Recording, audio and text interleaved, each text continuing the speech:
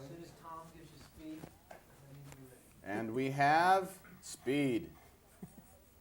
Tom, once you get over your basic shyness, I think you're going to really do well in this business. I'm working on it.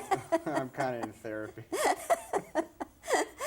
I love it, though, because you're a person, obviously, with just a kind of natural high. Am I right? Well put. And it has nothing to do with the 8 cups of coffee I've had this morning. Absolutely none whatsoever. I like what I do. I enjoy my work. It's fun. Is it easier then for you to play a funny scene than when you have to be tender and romantic? I don't know if easier is the word. Actually, I enjoy the process of being tender and romantic on screen. I like the reason I became an actor in the first place was to be able to escape from my own self as much as possible, and the more we can do that, the better. Being a goofy guy, it's more of a defense mechanism more than anything else. But yeah, I enjoy the whole process. You bet. Are you a goofy guy? My family insists that I am. Yes, not as goofy as my older brother Larry, but yeah, I have trouble taking some things seriously, I suppose. When you first heard about playing this role in Splash and that you would be falling in love with the mermaid, what was your initial thought or your initial reaction? It can't be done. No chance. Actually, in the course of first coming across this, reading the script, I knew that it was a story about a mermaid. Well, okay, how do you translate this to the screen? And the script really just spoke for itself as far as credibility-wise and quality-wise. It was very well put together. And I think in actually shooting it, we were able to improve upon the blueprint that Lowell Gans and Babalu Mandel wrote for us in the first place. Brian Grazer, the producer, and certainly Ron Howard, the director, were very, very particular of how they wanted to translate this idea of a romance, fantasy, comedy onto the screen. There were certain taboos that they wanted to stay away from, both innocent and erotic-wise. And they wanted to make sure that this quote-unquote mermaid picture that they were going to make was of the highest level possible. And I think they are to be congratulated. I think they matched their potential. Was the ending that we see, and I don't want to give it away, but the ending that we see, was that always the ending, or did they experiment around with it? No, that was always the ending. When I came into this, that's what they had, and I was really pleased to see it when I first came across it. I was glad that they had the guts in order to adhere to taking the story that step farther. I didn't think they could have gotten out of it any other number of ways to get at it, to end the picture, but I think that they left it much more open and on a much more positive note the way that they did, rather than copping out with some little trick of the screen trade. Going into the project, did you know that you would be acting underwater? That was one of the very first things. We had talked about that, and I said, what we're doing here, in order to do this right, there's no way we can do it with doubles, so you're going to have to do it, and there's no way we can just rely on your own natural abilities. You're going to have to undergo some training for this. I said, great. Next thing we knew, we were in a classroom situation with a guy named Mike Nomad, who is instructor for the National Association of Underwater Instructors now.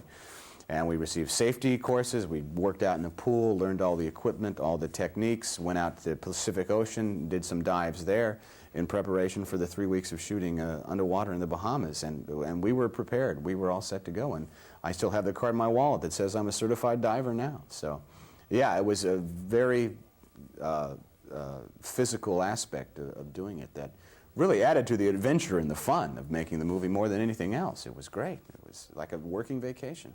Was it scary at any time? No, not really. It was only scary because we didn't know if we were still going to be able to act underwater. As far as the physical danger, we didn't feel it at all. We were very much at home.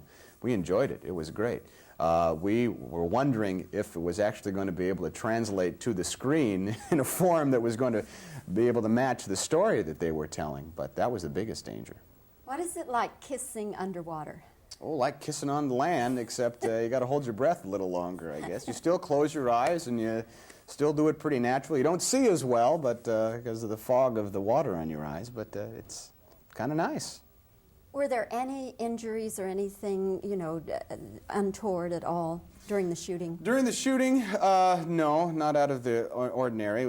Some people stepped on a couple of sea urchins in the course of the thing, and they can leave a bit of a sting. But no, other than a couple of cases of the sniffles from the cold, and somebody didn't wear a hat and got a little too much sunburn. Ron had a heck of a time with exposure. Ron is like a white person. He is like, he burns real easy. Ron had cuts on his feet and had to go from the flippers, from the fins, and had to put on gym socks in order to go in the water. If you want to, and I told Ron, I said, look, you lose all credibility and respect as soon as you get on this silly scuba outfit and put on those gym socks. Ron, you look funny. I'm having trouble taking you seriously.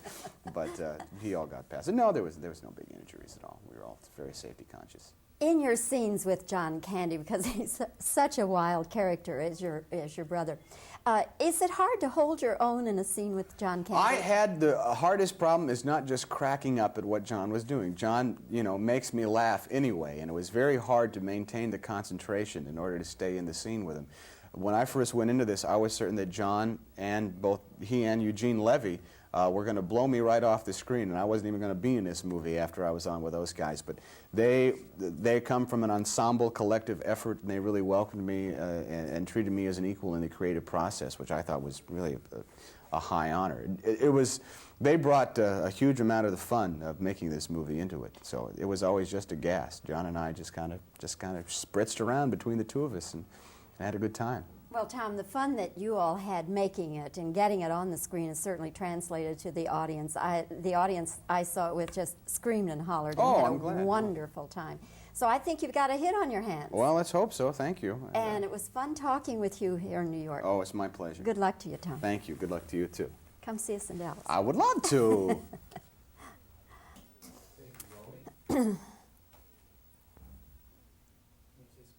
Oh, speed! Tom, what was your initial thought or your initial reaction when you found out you were going to play a guy who has to fall in love with the mermaid? Can you hear the crowd here? Is it okay? Okay. Did you know going into this picture that you would have to act underwater?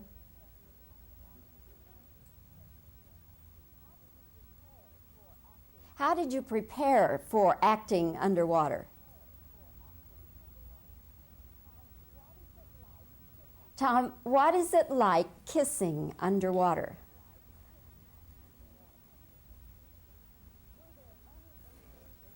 Were there any injuries or anything like that during the filming of the picture?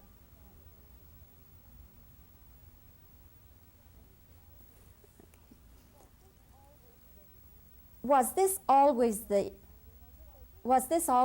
ending, or did they try several different ones?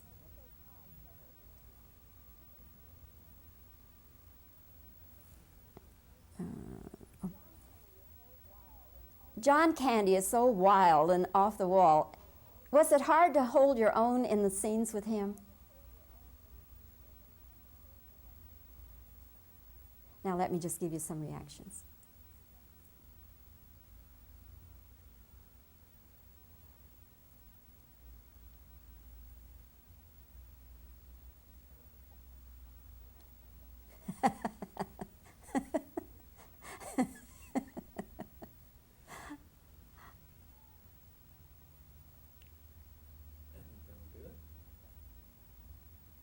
Okay.